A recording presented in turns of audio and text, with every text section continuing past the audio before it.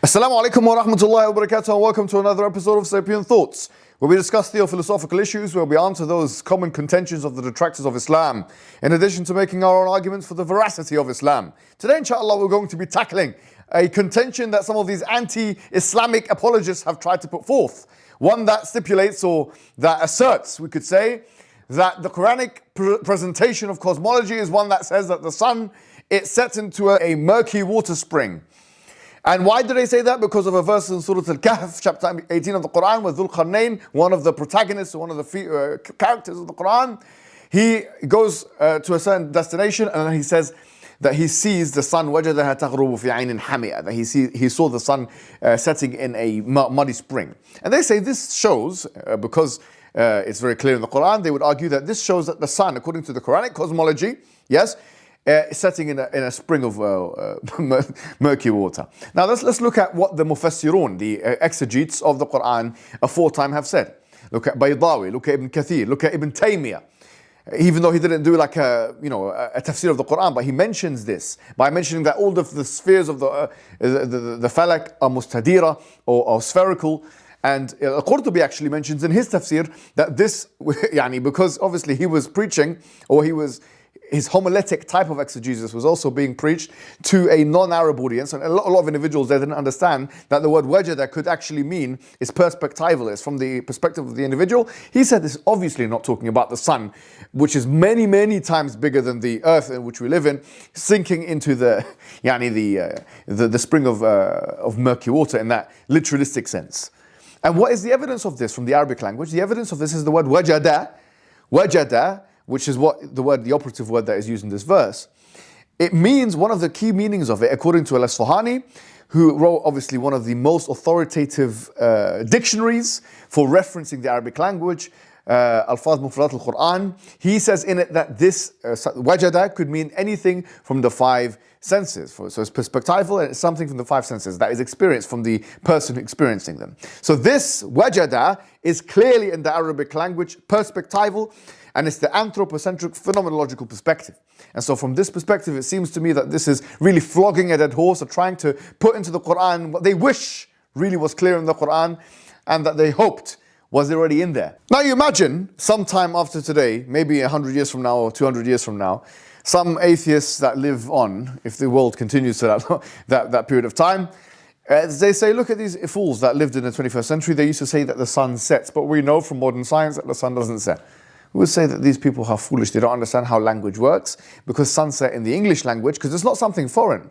Sunset is obviously, from our perspective, it's a linguistic kind of, not idiom, but it's something which is common speech, and is not intended in that literalistic way. So we would be saying that to them.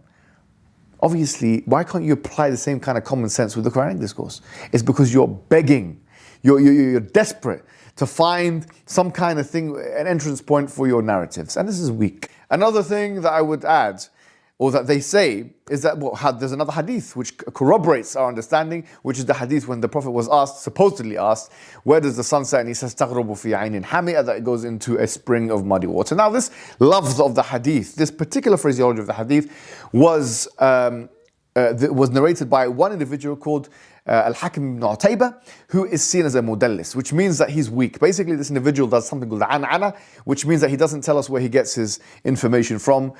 He doesn't tell us who his teacher is.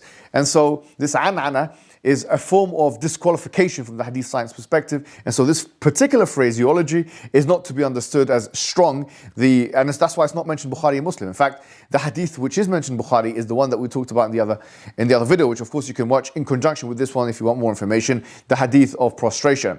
Now, if one argues that even though this is the case, we can do tahseen of the hadith, or some kind of strengthening of this hadith, and there are some scholars that say that this hadith is strong, and so on and so forth, well, we can say that if you want to play with weak hadiths and weak narrations, we can also bring forward the qira'ah of Ibn Mas'ud and qira'ah of Ibn Abbas, which is actually weak, but can be argued to be strong in the same or similar senses that this one, where it says وَالشَّمْسُ تَجْرِي لَا مُسْتَقَرَّ لَهَا, that the sun runs and it has no place of setting. There's actually something which is attributed to both Ibn Abbas and Ibn Mas'ud. Now one can argue, if we do take this on board, wouldn't this run counter to what the Quran says, وَالشَّمْسُ تَجْرِي لِمُسْتَقَرٍ لَهَا, that it runs to a place of appointed for it? Well, actually, the jama' could be made, or contradistinction can be made between, or harmonization can be made between the two, in so much as that we can say that one is talking about time, or the Day of Judgment in the case of the qira'ah, which is well known, and the other one is talking about place. And of course we can make those arguments, but I won't make those arguments because we have to stick with the integrity of the Islamic tradition of authenticating that which is authentic and leaving inauthentic that which is inauthentic, or does not have the apparatus for being something which is an authentic hadith that should be taken as a gospel, if you like, or in this case Quran wahi for the Muslim. So I would say that if you want to play with weak hadith, we can all play with weak hadith and weak narrations and weak qira'ah. And in fact, the one that I have is much clearer by way of trying to prove the heliocentric model than the one that they have, by way of trying to prove that the sun actually literally sets in a spring of muddy water. And this, of course, runs counter to the Islamic understanding or the Quranic reading, where it says that the sun is in its own orbit in chapter number 21, verse number 33, in chapter number 36, verse number 40, in chapter number 35, verse number 39, verse number 5, and different places of the Quran. So in summary, therefore, this is a weak and feeble contention, a specious claim, which I hope now has been completely and utterly refuted, and hopefully that answers the question. Wassalamu alaikum wa rahmatullahi wa barakatuh.